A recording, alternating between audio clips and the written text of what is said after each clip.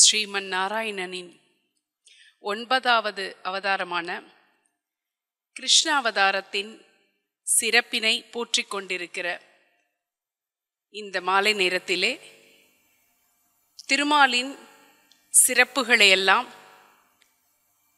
ஒவ்வொரு விதமாக நாம் பார்த்து கொண்டிருக்கிற இந்த 2ஆம் நாள் சொற்பொழிவினை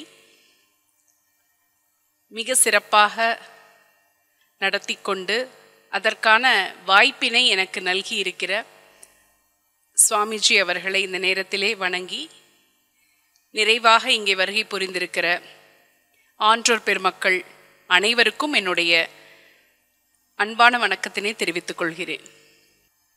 இன்றைக்கு தலைப்பு கிருஷ்ணன் தூது. பாரதத்தில் ரொம்ப முக்கியமான ஒரு இடம் கிருஷ்ணன் செல்லக்கூடிய தூது.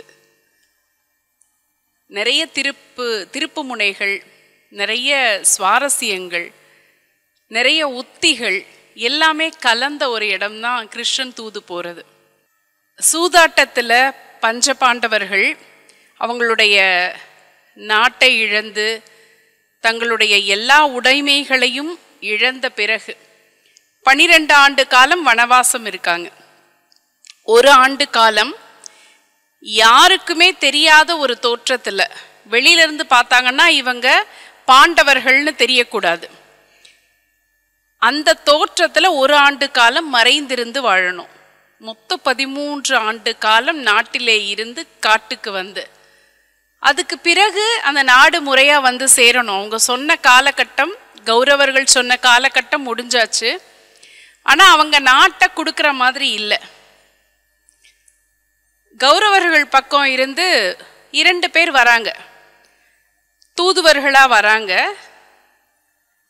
உலூகன், ஒருத்தன் உலூகன், இன்னொருத்தர் சஞ்சயன். ஆனால் 2 பேருடைய அந்த தூதும் இவங்களுக்கு ராஜ்யத்தை கொடுக்குற மாதிரியான மனநிலையை காட்டலை. அப்போ கிருஷ்ணன் என்ன சொல்றாருன்னா, தர்மன்ட்ட சொல்றார், நான் தூது செல்றேன், நான் போறேன். ஏன்னா தூது போகாம நம்ம ஒரு போர் முடிவுங்கிறது கூட எடுக்க முடியாது. தூது சென்று சமாதானம் பேசி, ஒருவேளை சமாதானத்தில் அவங்க உடன்படலைன்னு சொன்னா நம்ம அடுத்த கட்டமாக போரை பற்றி பேசலாம். நான் தர்மன் கேட்பான், எதுவுமே ஒரு முடிந்த முடிவாவே தெரியலையே, எங்களுக்கு நாடு கிடைக்குமா கிடைக்காதான்னு புரியலை. இப்போ நம்ம உடம்புல ஏதோ ஒரு விஷம் ஏறிடுச்சுன்னு சொன்னால் அதை முறியடிக்கணும்ல ஒரு மருந்து கொண்டு. இப்போ இந்த துரியோதனங்கிற ஒரு விஷம் ஏறி எங்கள் நாட்டை பறிச்சிருச்சு. திரும்ப இதை முறியடிச்சு எங்கள் நாட்டை நாங்கள் வாங்கணும். இப்போ நாங்கள் போகிறதுக்கு இடம் இல்லாமல் இருக்கோம். என்ன செய்யலான்னு கேட்கும்போது தான் கிருஷ்ணன் சொல்லுவான், நான் போகிறேன், ஆனால் கண்டிப்பாக சமாதானம் பேசுவேன். சமாதானத்துக்கு உடன்படலைன்னா போர் செஞ்சுக்கலாம். ஏன்னா நேராக போர் செஞ்சால் சுற்றி இருக்கிறவங்க பழி தூற்றுவாங்க. போருங்கிறது ஒரு பெரிய அழிவை கொடுக்கறது இல்லையா, அதனால பழி சொல்லுவாங்க. சமாதானத்துக்கு வராம போர் தான் முடிவு அப்படிங்கிற மாதிரி ஆயிடுச்சுன்னா சுற்றி இருக்கிறவங்க நம்மளை குறை சொல்ல போறது இல்லை. அதனால நான் போய் பேசிட்டு வரேன் அப்படின்னு சொல்லுவான் கிருஷ்ணன். தர்மன்ட்ட கேட்கிறார், இதுக்கு நீ என்ன சொல்ற அப்படின்னு கேட்கிறாரு. உடனே தர்மன் சொல்றாரு, எனக்கு எப்பயுமே போர்ல உடன்பாடு கிடையாது. ஏன்னா போருங்கிறது ஒரு அழிவை குறிப்பது. நம்ம கெட்டவங்களை அழிக்கணும்னு நினைப்போம், ஆனா அந்த கெட்டவங்களோட சேர்ந்து நிறைய நல்லவர்களும் போர்ல அழிஞ்சு போயிடுவாங்க. களையை எடுக்கணும்னு நினைக்கிறோம், களை மட்டும் வரதில்லை, பயிர்களும் சேர்ந்து வரக்கூடிய ஒரு இடம் போர்க்களம். இதுல நல்லவங்க இறந்து போவாங்க, வயதானவர்கள், குழந்தைகள், சாதுக்கள், இன்னும் நம்ம உறவுகள். பெரிய தந்தையார் இருக்கார் திருதராஷ்டிரன், தாத்தா இருக்கார் பீஷ்மர், ஆசிரியர்கள்லாம் இருக்காங்க, துரோணாச்சாரியார், கிருபாச்சாரியார், எல்லாருமே அழிஞ்சு போயிடுவாங்க ஒருவேளை அழிவு அப்படின்னு வந்தா. அதனால போருக்கு நான் சம்மதிக்க மாட்டேன். அதுக்கு பதிலாக நீ போய் ராஜ்யத்தை கேளு. ஒருவேளை ராஜ்யம் முழுக்க கொடுக்க மாட்டேன்னு துரியோதனன் சொன்னா அந்த நாட்டில் பாதியை கேளு. பாதியவும் அவன் கொடுக்க மாட்டான் அப்படின்னு சொன்னா 5 பேத்துக்கு 5 ஊரை கேளு. ஊரும் கொடுக்கறதுக்கு அவனுக்கு மனசு வரலன்னா 5 வீடை கேளு. ஒருவேளை எதுக்குமே அவன் சம்மதிக்க மாட்டேன்னு சொன்னா நம்ம போர் அப்படின்னு எடுத்துக்கலாம். தர்மன் சொல்றான். அடுத்து மத்த அண்ணன் தம்பிங்கிட்டையும் கேட்கணுமே கருத்து. கிருஷ்ணன் பக்கத்துல இருக்க பீமனை பார்க்கிறார். பீமன் அப்படியே கோபத்தோட உச்சத்துல இருக்கான். துரியோதனன் மேல அவனுக்கு கோபம் இல்லை, தர்மன் மேல கோபம். பீமன் சொல்றான், ரொம்ப அந்த கொடுமையான கொடூரமான துரியோதனனை கூட நான் ஏத்துக்குவேன், மன்னிச்சிருவேன். ஆனா அளவுக்கு மீறி நல்லவனா இருக்கிறேங்கிற பேர்ல எங்களை சாவடிக்கிறானே இந்த தர்மனை மட்டும் என்னால மன்னிக்கவே முடியாதுங்கிறான். இத்தனை நடந்ததுக்கு அப்புறமும் இவன் ரொம்ப அநியாயத்துக்கு நல்லவனா மெல்லமா 5 ஊரை கேளு 5 வீடை கேளுங்கிறான். அவன் நாங்க எவ்வளவு பெரிய நாட்டை ஆட்சி செஞ்சவங்க, இவன் போடுற பிச்சை அந்த 5 வீட்டில் நான் வாழ்றது எனக்கு எவ்வளவு பெரிய அவமானம். நான் எவ்வளோ பெரிய சபதம் போட்டுட்டு இருக்கேன். துரியோதனன் நான் 2 பிழப்பேன்னு சொல்லி நான் சபதம் போட்டிருக்கேன், சத்தியம் பண்ணியிருக்கேன். அதுக்கான வாய்ப்பை இவன் கொடுக்க மாட்டான் போலயே. நாங்கள் எல்லாரும் கையில் வச்சிருக்கக்கூடிய போர் படைகள் எல்லாமே அழிக்கிறதுக்காக தயாராக இருக்கோம். நாங்கள் போட்ட சபதம் எல்லாம் என்ன ஆகிறது? அதனால நான் இதுக்கு உடன்பட மாட்டேன், தர்மன் பேசுறது சரியில்லை அப்படின்னு சொல்லிடுவான். அதுக்கடுத்து பக்கத்தில் இருக்க அர்ஜுனன்ட்ட கேட்பான் கிருஷ்ணன். அர்ஜுனன் சொல்லுவான், தர்மன் பேசுறது சரியில்லை. அதே பதில் தான். அத்தனை பேர் முன்னாடியும் சபையில ஒரு பெண்ணுன்னு பார்க்காம பாஞ்சாலியினுடைய வஸ்திர பங்கம் அப்படின்னு சொல்றாங்க, வஸ்திர பங்கம் செய்திருக்கான். அவெல்லாம் ஒரு ஆளு திரும்ப திரும்ப எத்தனை கொடுமைகள் செய்திருக்கான். என்னுடைய காண்டீபம் தயாரா இருக்கு, அவனுடைய வில்ல சொல்றான், காண்டீபம் தயாரா இருக்கு. இதோ பீமன்ட்ட கதாயுதம் தயாரா இருக்கு. நகுலன்ட்டையும் சகாதேவன்ட்டையும் படை வாள்கள் எல்லாம் தயாரா இருக்கு. இதெல்லாம் நாங்க வச்சிட்டு இருக்கோம். இப்ப சொல்லு, நான் போய் கொன்னுட்டு வரேன், அவங்கிட்ட எல்லாம் பேச வேண்டாம் அப்படின்னு சொல்றான்.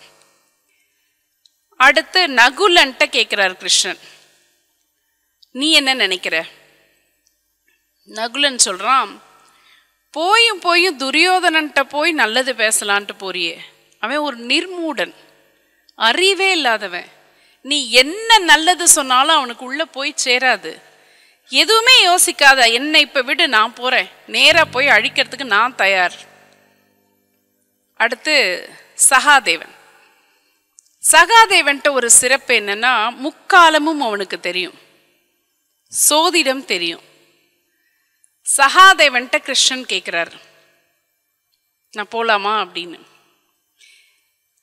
உடனே சகாதேவன் சொல்றான், நீ தூதுக்கு போனா என்ன, போகாட்டி என்ன, அவன் ராஜ்யத்தை கொடுத்தா என்ன, கொடுக்காட்டி என்ன. இந்த இங்க இருக்கிறாளே திரௌபதி, இவ தலை விரிச்சிட்டு இருக்கா. ஏன்னா எப்ப துரியோதனனை கொன்னு அந்த ரத்தத்தை வச்சு பிறகு தலை முடியணும்னு விரதம் இருக்கா. இவ தலைய முடிஞ்சா என்ன, முடியாட்டி என்ன, நீ நடத்து அப்படிங்கிறான். இதுவரைக்கும் தர்மனோ பீமனோ அர்ஜுனனோ நகுலனோ சொன்ன பதில் மாதிரி இல்லை இது. இந்த சகாதேவன் ஒரு மாதிரி புள்ளி வச்சு பேசுறானே அப்படின்னு நினைக்கிறான் கிருஷ்ணன். அவனை தோள்ல கை போட்டு மெல்லமா கூட்டிட்டு வரான் தனியா. என்னப்பா இப்படி பேசுற, நான் தூது போறதா வேண்டாமா? என்ன நான் ஒரு கேள்வி கேட்டா நீ நாடு கிடைச்சா என்ன, கிடைக்காட்டி என்ன அப்படின்னு சொல்ற, ராஜ்யத்தை கொடுத்தா என்ன, கொடுக்காட்டி என்னன்னு சொல்ற, நீ என்ன நினைச்சு பேசுற அப்படிங்கிறான். ஏன்பா உனக்கு தெரியாது, என்ன நடக்குதுன்னு தெரியாது? சகாதேவன் கேட்குறான். நடத்துறதே நீதான். இந்த பூமி பாரம் தாங்காம இருக்கு, துயரங்களால நிரம்பி இருக்குன்னு சொல்லி இந்த நாடகத்தெல்லாம் நடத்துறதே நீதான். நீ நடத்து, நீ நடத்துப்பா, உன் இஷ்டம் போல நடத்து. என்கிட்ட எதுக்கு கேட்குற? உனக்கு என்ன நடக்கும்னு தெரியாது அப்படிமா. உடனே கிருஷ்ணன் சொல்றாரு, இப்போ என்ன செய்யலான்னு சொல்ற, நீ சொல்லு. நான் சொன்ன கேட்டுருவியா? கண்டிப்பா கேட்பேன், சொல்லு. அர்ஜுனனை கொன்னுடு, கர்ணனுக்கு நாட்டை திருப்பி கொடுத்துரு. இவ சபதம் பண்ணியிருக்கேன்னு தலை விரிச்சு போட்டுட்டே இருக்கல்ல, இவளுக்கு மொட்டை அடிச்சு விட்டுரு சொல்கிறான். இவளுக்கு மொட்டை அடிச்சிரு, பிரச்சனையே இல்லை. கடைசியில் நீ உன் கை காலை வச்சுட்டு சும்மா ஒரு பக்கமாக உட்காந்துரு, இது 4 செஞ்சனா போதும்பா, போரே வேணாம் அப்படிங்கிறான். அதுக்கு கிருஷ்ணன் சொல்கிறான், 3 செஞ்சிடலாம், அர்ஜுனனை கூட கொண்டுடலாம், கர்ணன்ட்ட நாட்டை கொடுத்துடலாம், இவளுக்கு மொட்டையை போட்டுடலாம், பிரச்சனை இல்லை. ஆனால் என்னையை கட்டி போடணும்னு சொன்னப்பாரு, என்னை எப்படிப்பா கட்டி போட முடியும்? கட்டி போடுவேனே, எங்கே கட்டி போடு பார்க்கலான்னு பெரிய விஸ்வரூபம் எடுத்துடுறாரு. அண்ட சராசரங்களையும் பிளந்து மிக பெரிய விஸ்வரூபம் எடுக்கிறார். இவன் அசந்துருவான்னு நினச்சி அவர் விஸ்வரூப தரிசனம் காட்டுறாரு. இவன் கண்ணை மூடிட்டு அமைதியாக இருக்கான். சகாதேவன் அவரோட தலையை பார்க்கல, அவருடைய உடலை பார்க்கல, அவரோட கையை பார்க்கல, அவரோட தோளை பார்க்கல. கிருஷ்ணனுடைய பாதார விந்தங்களை மனசுக்குள்ள நினச்சிட்டு அப்படியே தியானத்தில் உட்கார்ந்துடுறார். கிருஷ்ணன் இவரோட மனசுக்குள்ள கட்டுப்படுறார். அதாவது யாருக்குமே கட்டுப்படாத அந்த இறைவன், யாருமே கட்டி வைக்க முடியாத இறைவனுடைய பாதார விந்தங்களை பிடிச்சுக்கிட்டோன்னா நம்மளை விட்டு அவர் வெளியில் போக முடியாதான். இவன் தியானம் பண்ணிட்டு இருக்கான். அவர் இப்போ எங்கே இருக்காருன்னா, என்ன விஸ்வரூபம் எடுத்து என்ன பண்ணுறது, மனசுக்குள்ளே போய் உட்கார்ந்தாச்சு. இப்போ கிருஷ்ணன் கேட்குறாரு, டே என்ன விட்றா, என்னைய கட்டி வச்சுட்டு இருக்கியடா, எனக்கு 1000 வேலை வெளியில் இருக்குது, உங்களுக்காக தான் நான் அங்கே வேற போகணும், என்னை இப்படி பிடிச்சி வச்சுருக்காது, என்னால் நகரவே முடியல. இல்லை நான் உன்னை விடமாட்டேன், விட்டுடா, என்னால் அங்குலம் கூட அசைய முடியலங்கிறார். அப்போ நான் சொல்கிறத கேட்பியா? என்ன சொல்லு. எங்கள் பஞ்ச பாண்டவர்களுக்கும் ஒருவேளை போர் நடந்துச்சுன்னா எந்த தீமையும் வராமல் பாதுகாப்பியா? கண்டிப்பாக பாதுகாப்பேன். வேற என்ன வேணும் கேளு. திரௌபதியை நீ பாதுகாப்ப தெரியும், எங்களுக்கு எல்லா சூழல்லையும் நீ எங்கள் கூடவே இருப்பியா? நிச்சயமாக இருப்பேன். வேற என்ன வேணும் கேளு. அவ்வளோதான், வேற ஒன்றும் வேண்டாம். இல்லை வேற என்ன வேணும் கேளு. இல்லை வேற ஒன்றும் வேண்டாம். ஏன்னா சகாதேவனுக்கு எல்லாம் தெரியும், எல்லாத்த பற்றியும் தெரியும். கிருஷ்ணன் ஏதோ எதிர்பார்க்கிறாரு, சகாதேவன் மூலமாக ஏதோ எதிர்பார்க்கிறார். உங்களுக்கு முன்னாடி பிறந்தவன் ஒருத்தர் இருக்கான்ல, அவனை பற்றி நீ பேசவே இல்லையப்பா அப்படிங்கிறார். கர்ணனை பற்றி கிருஷ்ணன் கேட்குறார். கர்ணனை பற்றி பேசும்போது கிருஷ்ணனுக்கே ஒரு கலக்கம் வந்துருச்சான். நம்மெல்லாம் சொல்லுவோம்ல, மாதா பிதா குரு தெய்வம்னு, அது மாதிரி அம்மா அப்பா குரு தெய்வம் எல்லாரும் இருந்தும் எல்லாராலையும் நிராகரிக்கப்பட்ட குழந்தை கர்ணன். எல்லாரும் இருக்காங்க, ஆனால் இவங்க எல்லாரும் நிராகரிச்சிட்டாங்க. அதனால கிருஷ்ணனுக்கு கர்ணனை பற்றி கேட்கும்போது உள்ளுக்குள்ள அவருக்கே கலங்கி போயிட்டாராம். அதுக்கு பிறகு விஸ்வரூப தரிசனம் எல்லாம் முடிஞ்சு இவர் வெளியே வந்து, திரௌபதி மட்டும் பாக்கி இருக்கா. தோளில் கை போட்டே வரார் சகாதேவன்ட்டு இருந்து வந்து, சரி நம்ம போருக்கு ஒன்று பேசிடணும், இல்லை தூதா போய் சமாதானம் பேசிடணும் அப்படின்னு சொல்லிட்டு முடிவோடு வரும்போது திரௌபதி ஓடி வரா. ஓடி வந்து, என்னை எப்படியெல்லாம் இவங்க அவமானப்படுத்தினாங்க சபையில் எல்லார் முன்னாடியும், ஒருவேளை கிருஷ்ணா நீ மட்டும் அன்னைக்கு இல்லைன்னா என் நிலைமை என்ன ஆயிருக்கும்? அவங்களெல்லாம் சும்மா விடக்கூடாது, அவங்களெல்லாம் நான் அழிச்சே ஆகணும், என்னுடைய சபதம் நிறைவேறியே ஆகணும் அப்படின்னு சொல்கிறான். அந்த நேரத்தில் தர்மன் யோசிச்சாராம், இவங்க கிட்டெல்லாம் பேசியாச்சு, கிருஷ்ணன் கிளம்புற நேரத்தில் திரௌபதி வந்து என் சபதம் முடியணும், என் சபதம் முடியணுங்கிறல்ல. இப்போ தர்மன் நினச்சாராம், முக்கியமான ஆலோசனைகள் நடைபெறும் போது யாரெல்லாம் உள்ள வரக்கூடாது அப்படின்னு அவர் யோசிச்சாராம். ஒன்று, நோயாளிகளை உள்ள விடக்கூடாது. நம்ம முக்கியமாக ஏதாவது டிஸ்கஸ் பண்ணிட்டு இருக்கும்போது அவங்க உடல் அளவில் பலவீனமாக அவங்களுக்கு தோணுனதை சொல்லுவாங்க. ரெண்டாவது, ஆத்திரக்காரன் இருக்கான் பாருங்க, எல்லா நேரமும் டென்ஷன் பார்ட்டி, அவனை கூப்பிட்டு நீங்கள் ஆலோசனை கேட்டோம்னா அவனுக்கு தெரிஞ்ச மாதிரி சொல்லுவான், ஸ்ட்ரெஸ் ஆகிற மாதிரியே ஏதாவது ஒரு முடிவில் போய் நிற்கும். மூணாவது, ஆணவக்காரங்கள் உள்ள விடக்கூடாதான்.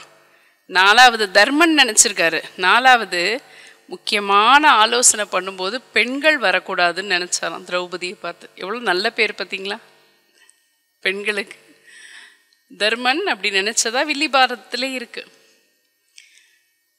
அதுக்கு பிறகு சரி நம்ம போய் தான் ஆகணும். இப்போ ஓரளவுக்கு எல்லா சகோதரர்களுமே சொன்னது நிச்சயமாக அழிக்கணுங்கிற மனநிலையில் இருக்காங்க. அப்போ கிருஷ்ணன் அவங்களுடைய துரியோதனனை தேடி போய் தான் ஆகணும் அப்படின்னு ஒரு நிலைமை வருது. துரியோதனனை தேடி போகிறார்.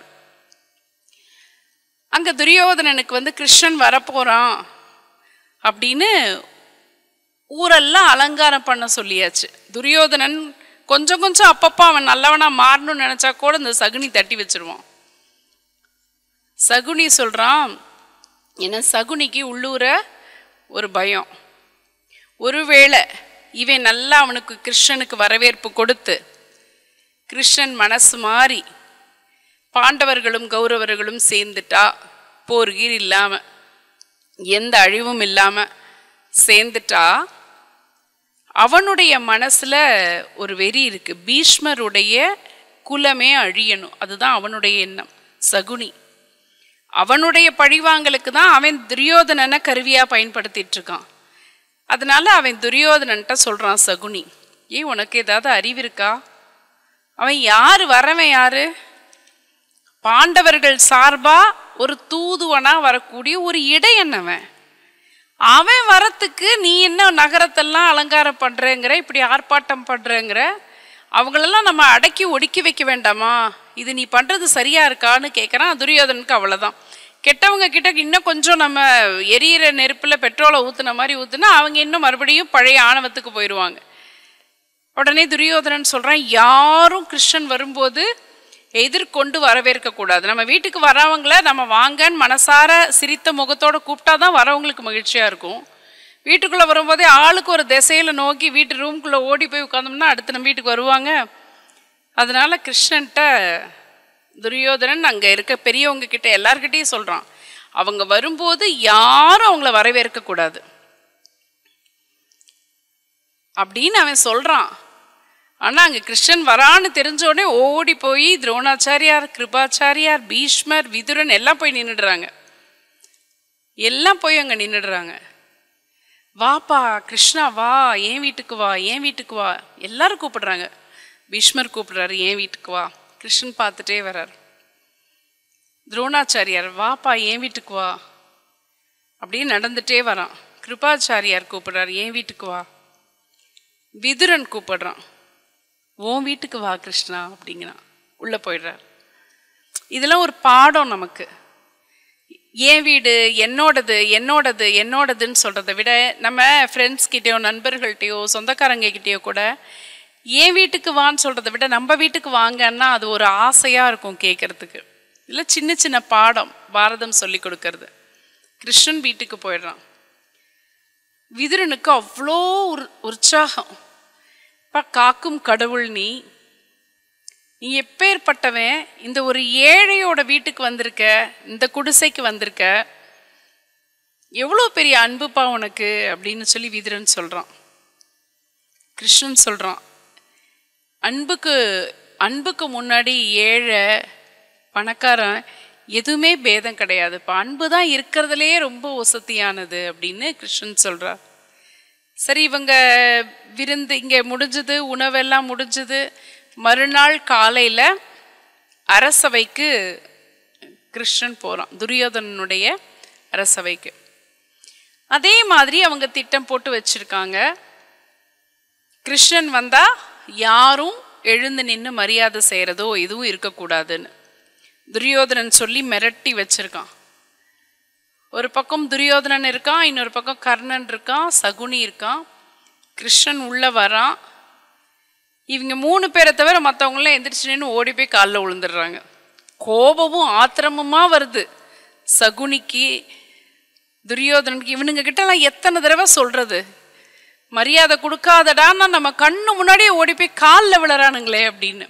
இப்போ துரியோதனன், வாப்பா, என்ன வந்த உடனே எங்க நாட்டுக்கு வந்திருக்க, எங்க வீட்டுக்கு வராம நீ பாட்டுக்கு அங்க போயிருக்க விதுரன் மாளிகைக்கு அப்படின்னு சொல்லி சொல்றான்.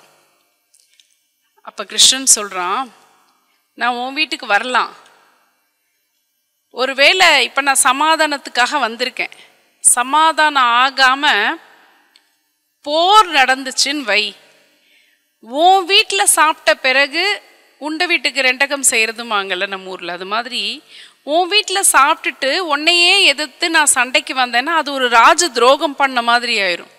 அந்த பாவம் எனக்கு வந்து சேரும். ஒரு குழந்தைய கொன்ன பாவம் வந்து எனக்கு சேரும். யார் வீட்டில் சாப்பிட்டோமோ அவங்களுக்கு துரோகம் பண்ணக்கூடாது. அதனால தான் நான் வரல. ஆனால் எனக்கு ஏன் வீடு ஓன் வீடுங்கிற பேதம்லாம் இல்லைப்பா, எல்லாரும் எனக்கு ஒன்று தான் அப்படின்னு. இது வந்து கதை தான். இது வந்து கிருஷ்ணன் சொல்கிற ஒரு சாக்கு. அவர் வந்து திட்டமே வேற. அவர் ஏன் விதுரன் வீட்டுக்கு போனார் அப்படின்னா, விதுரனுடைய வில் இருக்கு பாருங்க, அதிபயங்கரமான ஆற்றலுடைய வில். விதுரனுடைய வில் எடுத்தா நிச்சயமா எதிரில் இருக்கிற பாண்டவர்கள் இறந்து போறது உறுதி, 100% உறுதி. அந்த விதுரனுடைய வில் போர்க்களத்துல பயன்படக்கூடாது. இது யாருடைய எண்ணம், இது யாருக்கும் தெரியாது, கிருஷ்ணனுக்கு மட்டும் தெரியும். ஆனா விதுரன் எங்கே இருக்கான்? துரியோதனன் பக்கம் கௌரவர்களோட தான் இருக்கான். ரொம்ப நல்லவன் விதுரன். அந்த வில் பயன்படக்கூடாது, நேரடியா எதுவுமே செய்ய முடியாது. இப்ப கிருஷ்ணன் என்ன பண்றான், இப்போ விதுரன் மேல ஏதோ ஒரு விதத்துல துரியோதனனுக்கு கோபம் வரும். ஏன்னா எனக்கு பகை, அவன் எனக்கு பகைவர்கள் சார்பா ஒருத்தன் வந்திருக்கான், என்னை அவாய்ட் பண்ணியிருக்கான். ஆனா நீ அவனை கூப்பிட்டு வச்சு சாப்பாடு போட்டிருக்கன்னா உன் மேல ஏதோ ஒரு கோபம் வரும்ல. விதுரன்ட்ட கேட்கிறான் துரியோதனன், நீ என் நாட்டில் இருக்கிற, நான் கொடுத்த வீட்டில் இருக்கிற, உனக்கு வீட்டில் இருக்கிற உணவுக்கான பொருள் எல்லாமே நான் போடுறது, ஆனால் எனக்கு என் நாட்டுக்கு வந்த ஒரு விருந்தினரை நீ கூப்பிட்டு உட்கார வச்சிருக்கிறியே, என்ன விதத்தில் நியாயம் அப்படின்னு கேட்குறான். விதுரன் இயல்பா சொல்கிறான், கிருஷ்ணன்கிறவன் எல்லாருக்கும் பொதுவானவன் தானே, தூதுவனா வந்தது தானே, இதில் என்ன தப்பு இருக்குது அப்படின்னு சொல்லி கேட்குறான். ரெண்டு பேரும் பேச பேச துரியோதனனுக்கு கோபம் வந்துடுது விதுரன் மேலே. விதுரனுடைய அம்மா வந்து ஒரு பணிப்பெண்ணா இருந்தவங்க, ஒரு பணிப்பெண்ணா இருந்தவங்க. வியாசருக்கும் அந்த பணிப்பெண்ணுக்குமான குழந்தை தான் விதுரன். ஆனால் தர்ம தேவதைன்னு சொல்லுவாங்க விதுரன். அவ்வளவு அறத்தின் வழி நிற்கக்கூடியவன் விதுரன். ஆனால் அந்த விதுரனை பார்த்து துரியோதனன் ஒரு வார்த்தை, தகாத வார்த்தை சொல்லிடுவான். தாசி பெற்ற மகன் தானே, தாசி பெற்ற பிள்ளை தானே, உன் புத்தி எப்படி இருக்கும், இப்படிதான் இருக்கும் அப்படின்றான். தன்னை சொன்னா கூட பரவாயில்ல, தன் தாயை ஒருத்த இப்படி பழிச்சு சொன்னா எப்படி இருக்கும். கையில அப்பதான் வில்ல வச்சிட்டு இருப்பான். கோபத்துல அப்படியே ஒடிச்சு தூக்கி போட்டுருவான். இந்த வில் உனக்கு போருக்கு உதவாதுன்றுவான். கிருஷ்ணன் வந்த நோக்கம் இதுதான், அந்த வில்ல உபயோகப்படக்கூடாது. அதை எந்த விதத்துல அப்படி சுத்தி இருக்கிறவங்க சிலர்லாம் நேரடியா மோத மாட்டாங்க, பக்கத்துல இருக்கவங்கள வந்து ப்ரொவோக் பண்ணி விடுவாங்க. பார்த்துருக்கீங்களா? ஏதோ ஒன்று பேசி நம்ம உணர்வுகளை தூண்டி விட்டு நம்ம இந்த பக்கம் அடிச்சுக்கோ பிடிச்சிக்கோன்னு இருப்போம். கிருஷ்ணன் அந்த வேலையை கச்சிதமாக செஞ்சிட்ருப்போம். வேறு வழி இல்லைல்ல துரியோதனன் மாதிரி ஒரு அதர்மத்தை அழிக்கிறதுக்கு. அப்போ அவனுக்கு அந்த போர்க்களத்தில் உதவாமல் போயிடும். அடுத்து அவனுடைய இலக்கு அஸ்வத்தாமன். வெளியில் வருவான். அஸ்வத்தாமன் வந்து சிரஞ்சீவி, இன்னைக்கும் வாழ்ந்துட்டு இருக்கிறதா சொல்லப்படுறவன். அனுமன் மாதிரி அஸ்வத்தாமனும் யுகத்தின் முடிவு வரைக்கும் வாழக்கூடியவன். பயங்கரமான வீரன் அவன். அஸ்வத்தாமன் போர்க்களத்துல முன்னாடி நின்னா யாருமே ஜெயிக்க முடியாது. அதாவது வீரத்தை எப்படிலாம் வகைப்படுத்துறாங்க அப்படின்னு சொன்னா, தெய்வங்கள்லாம் இருக்கு இல்லைங்களா, இப்ப முப்பெரும் தெய்வங்கள், அதே மாதிரி சக்தியின் வடிவமா இருக்கிற துர்கை, காளி, நிறைய அசுரர்களை அழிக்கிறதுக்கு இந்த சக்தி, காளி இவங்களுக்கெல்லாம் முப்பெரும் தெய்வங்களும் சேர்த்து ஒரு வரம் கொடுப்பாங்க. அந்த மாதிரியெல்லாம் புராண கதைகள் உண்டு. இவங்கெல்லாம் ஒரு வகை. அதுக்கு அடுத்தது அந்த தெய்வங்களுடைய அவதாரங்கள் எல்லாம் அடுத்த வகை வீரத்துல, கெட்டதை அழிக்கிறதுக்கு. இப்ப ராம அவதாரம், கிருஷ்ண அவதாரம் எல்லாம் அந்த மாதிரி தான். மூணாவது வகை மனிதர்களா பிறந்திருப்பாங்க, ஆனா அந்த தெய்வங்களுக்கு சமமான ஒரு பயங்கரமான ஒரு சக்தி அவங்களுக்கு நிறைஞ்சிருக்கும். அந்த மாதிரி சக்தி வந்து நீங்க ஒவ்வொரு இதிகாசத்துலையும் புராணத்திலையும் யாரோ ஒருத்தருக்கு கொடுக்கப்பட்டிருக்கும். மகாபாரதத்துல பாத்தீங்கன்னா அப்படியான ஆற்றல் பெற்றவன் யாரு அப்படின்னா அஸ்வத்தாமன். பயங்கரமான ஆற்றல். ஒரே நேரத்துல அவன் பல்லாயிரக்கணக்கானவர்களை வீழ்த்தக்கூடிய அளவுக்கு போர் வீரம் நிறைந்தவன் சொல்றாங்க. இப்போ போர்க்களத்துலலாம் பயன்படுத்துகிறாங்களே, இன்றைக்கி போர்க்களத்துலலாம் பயன்படுத்துகிறாங்கல்ல மிகப்பெரிய கருவிகள், போர்க்கருவிகள் ஒரே நேரத்தில் போட்டோன்னா அத்தனை பேர் இறந்து, அது மாதிரி போர் செய்யக்கூடிய வல்லமை நிறைந்தவன் யாருன்னா அஸ்வத்தாமன். கிருஷ்ணன் பார்க்குறான், துரியோதனன் அஸ்வத்தாமனை சேனாதிபதியாக தன்னுடைய படைக்கு போடணும் அப்படின்னு நினச்சிருக்கான். அஸ்வத்தாமன் முன்னாடி நின்று படைகளை எல்லாம் வழி நடத்தினான்னு சொன்னால், ஏன்னா பாண்டவர்கள் பக்கம் கிருஷ்ணன் இருக்கான். கிருஷ்ணன் ஒரு பெரிய சக்தி, இறை சக்தி. அது போக நீங்கள் பார்த்தீங்கன்னா இந்த பலமானவர்கள் கூட்டணி எல்லாம் கிடையாது. அது கௌரவர்கள் பக்கம் பார்த்தீங்கன்னா பீஷ்மாச்சாரியார் இருக்காரு, துரோணாச்சாரியார் இருக்காரு, ஆசிரியர்கள் சொல்லி கொடுத்த ஆசிரியர்கள் எல்லாம் ஒன்று சேர்ந்து நிற்கிறாங்க. அது போக அஸ்வத்தாமன் மாதிரியான வீரர்கள்லாம் இருக்காங்க. பெரிய கூட்டம், கௌரவர்கள் கூட்டம். இந்த பக்கம் கிருஷ்ணன் மட்டும் இல்லைன்னா பாண்டவர்கள் வெற்றி பெறவே முடியாது. கிருஷ்ணன் தான் எல்லாத்துக்கும் அடிப்படை. அப்ப அஸ்வத்தாமன் தான் சேனாதிபதியா போடணும் அப்படின்னு துரியோதனன் முடிவு பண்ணி வச்சிருக்கான். அவன் தான் ஒரே நேரத்தில் எத்தனை ஆயிரம் பேர் அழிக்கக்கூடியவன் ஆயிற்று. இப்போ கிருஷ்ணன் பார்க்குறார், முதல் இலக்கு விதுரன் முடிஞ்சுதா, ரெண்டாவது அஸ்வத்தாமனை தேடி வரானா.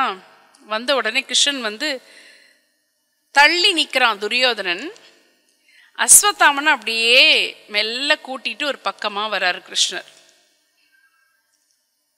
அங்கேருந்து பார்த்துட்டே இருக்கான். ஏன்னா துரியோதனனுக்கு கிருஷ்ணன் ஒவ்வொரு அடி எடுத்து வைக்கும் போதும் எதுக்காக போறார், ஏன் போறான்னு ஒரு கேள்வி வந்துட்டே இருக்கும். தூதுவனா வந்தானா இல்லை நம்மளை தொலைச்சுக்கட்ட வந்தானா தெரியாது. அப்போ அங்கேருந்து பார்த்துட்டே இருக்கான். அஸ்வத்தாமன்ட்ட இவன் என்ன சொல்றான், கிருஷ்ணன் ஒன்றும் சொல்லலை. அவரு துரியோதனன் போற பாதை சரியில்லை, நீ துரியோதனன் பக்கம்தான் இருக்கணுமா, பாண்டவர்கள் பக்கம் சேரலாமே, இப்படிதான் சொல்லிட்டு இருக்கான். அவன் அஸ்வத்தாமன் சொல்றது இல்லை, நான் இங்கே கௌரவர்களோட தான் இருப்பேன், இதுதான் பேசிட்டு இருக்காங்க. ஆனால் பக்கத்தில் நீரே பேசுறாங்க. நமக்கு பிடிக்காத ஒருத்தவங்களோட நம்ம கூட இருக்கிற ஒருத்தர் பேசுனா தூரமாக நின்று பார்க்குறோம். நம்ம பேசுனா கூட நம்மளை பற்றி பேசுகிறாங்களோ அப்படின்னு நம்மளை அறியாமல் நினைப்போம்ல, ஒரு உளவியல் அது. அது மாதிரி துரியோதனன் இவங்க ரெண்டு பேரும் எதுக்கு பேசிகிட்டு இருக்காங்கன்னு பார்த்துக்கிட்டே இருக்கும்போது கிருஷ்ணன் என்ன பண்ணுறாருன்னா, அவரோட கையில் இருக்கிற மோதிரம் இருக்குல்ல, கணையாழி, அது யாருக்கும் வெளியில் இருக்க தூரமாக இருந்து பார்க்குறவங்களுக்கு தெரியாது. அஸ்வத்தாமனுக்கே தெரியாமல் அந்த கணையாழியை அப்படியே கழட்டி கீழே போட்டுறாரு, கொஞ்சம் கிட்டக்க எடுக்கிற மாதிரி. அஸ்வத்தாமன் உடனே குனிஞ்சு அந்த மோதிரத்தை எடுக்கிறான். எடுத்து கிருஷ்ணன்ட்ட கொடுக்கறதுக்காக தான் எடுக்கிறான். அந்த மோதிரத்தை எடுத்து கொடுக்க முன்னாடி கிருஷ்ணன் என்ன பண்ணுறாருன்னா, வானத்தை பார்க்குறாரு. வானத்தில் சூரியனை பார்க்குறாரு. நம்ம கூட யாராவது, நம்ம சும்மா யார் கூடவாது இருக்கும்போது கூட நம்மளை அறியாமல் யாராவது ஒருத்தவங்க மேலே பார்த்தா நம்மளை அறியாமல் நம்மளும் மேலே பார்ப்போம் தெரியுமா, பின்னாடி திருப்பி பார்த்தா பின்னாடி பார்ப்போம். அதெல்லாம் நம்ம அனிச்சையாக நடக்கும். அது மாதிரி கிருஷ்ணன் மேலே பார்த்த உடனே அஸ்வத்தாமன் கையில் இப்படி மோதிரத்தை வச்சுட்டு இருக்கவன் இவர் மேலே பார்த்தோன்னே அவனும் மேலே பார்க்குறான். அவர் மறுபடியும் நார்மலாக ஆயிடுறாரு. இயல்பாக வந்தோடனே இவன் இந்த மோதிரத்தை கொடுக்குறான், கையில் இப்படி வைக்கிறான். தூரமாக இருக்கிற துரியோதனன் என்ன கற்பனை பண்ணுறான் அப்படின்னா, அவன் பாருங்க உள்ளுக்குள்ளே ஒரு டப்பிங் ஓடிட்டு இருக்கு அவனுக்கு. நான் கௌரவர்கள் பக்கம்தான் இருக்கேன். யாரு, அஸ்வத்தாமன் சொல்கிறதா இவன் கற்பனை. நான் கௌரவர்கள் பக்கம்தான் இருக்கேன், ஆனால் போர்க்களத்தில் கண்டிப்பாக பாண்டவர்கள் பக்கம் நான் சேருவேன், பாண்டவர்களுக்கு தான் உறுதுணையாக இருப்பேன், இது உன் மேலே சத்தியம். இவன் என்ன பண்ணான், ஒன்றும் பண்ணலை. கீழே போட்ட மோதிரத்தை அன்னைக்கு வானத்தையும் பூமியையும் சாட்சியாக வச்சு சத்தியம் பண்ணால் அதுபடி நடப்பாங்க. பழைய இலக்கியத்துலலாம் திருமணமே தண்ணீர் அருவியெல்லாம் சாட்சியாக வச்செல்லாம் கல்யாணம் நடந்திருக்கு. அதாவது அவ்வளோ பயந்துருக்காங்க இயற்கைக்கும் கடவுளுக்கும் வாக்குக்கும், கொடுத்த வாக்குக்கு அவ்வளோ பயந்துருக்காங்க. அப்போ இவன் சத்தியம் பண்ணி கொடுத்துட்டான் கிருஷ்ணனுக்கு. இந்த ஆகாயத்தையும் பூமியையும் சாட்சியாக வச்சு சத்தியம் பண்ணி கொடுத்துட்டான். முடிவே பண்ணிடுறான் துரியோதனன். முடிவு பண்ண பிறகு நீ சேனாதிபதி இல்லை அப்படின்னு சொல்லிடுறான். இவங்க அதான் நான் நினச்சிட்டு வந்தது, கிருஷ்ணர் வந்தது சேனாதிபதியாக போட்டால் எதிரில் இருக்கிற அத்தனை பேரையும் துவம்சம் பண்ணிடுவான். சேனாதிபதி இல்லைன்னா பின்னாடி தானே எங்கேயோ இருப்பான். அப்போ அடுத்த காய் முடிஞ்சது.